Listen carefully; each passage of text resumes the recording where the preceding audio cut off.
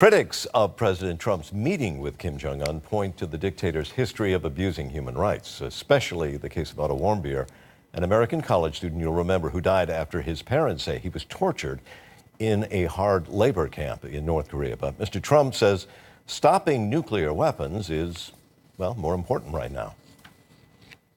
You have spoken so passionately about the circumstances that led to Otto Warmbier's death. Yeah. In the same breath, you're defending now Kim Jong-un's human rights records. How can you do that? You know why? Because I don't want to see a nuclear weapon destroy you and your family. Well, President Trump says that Warmbier's release started the whole conversation and that the U.S. summit with North Korea would not have happened without him. But what about those that are still living under the regime and those who have escaped?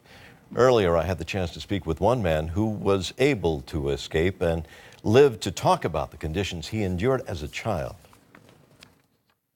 Author Sung-Ju Lee was born in North Korea to a privileged family, and he spent his early years in Pyongyang.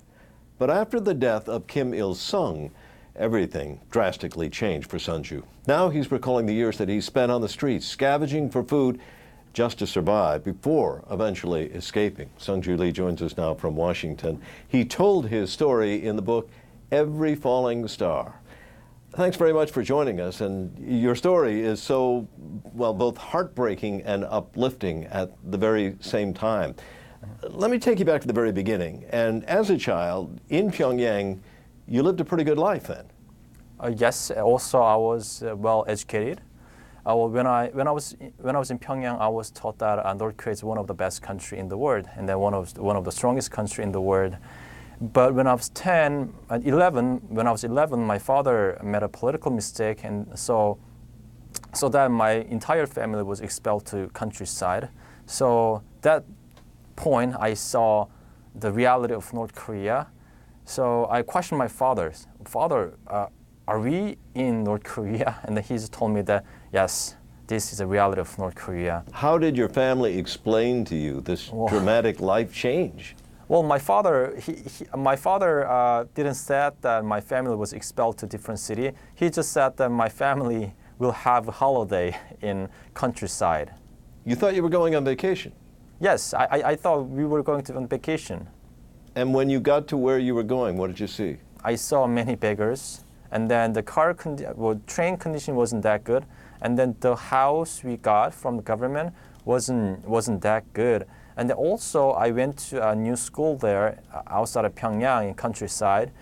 The principal gathered students on the playground by saying that entire school will go to a public execution site to watch public execution. So I was really shocked, and because I thought that as North Korea is produced a new movie is called a public execution site. So I asked my friend, and then, okay, are we going to the cinema? And he told me that no, we are going to public execution site. So, and then we went there, and then there were adults. There are many people. So at that time we were so young and short. So the police officer dragged us and make us sit down front row, and then we watched the public execution. That was the first time that I saw public execution when I was 11. What was it like as a child to watch people being put to death, especially by your government?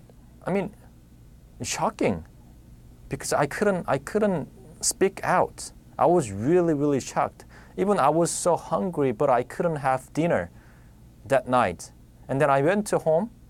I went home, and then I shared this story with my mother. My mother just cried.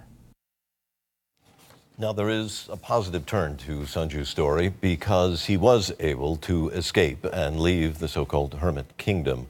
That was as a result of action that his father had taken and managed to reunite both of them in South Korea. The problem is today he still has not been able to find the whereabouts of his mother.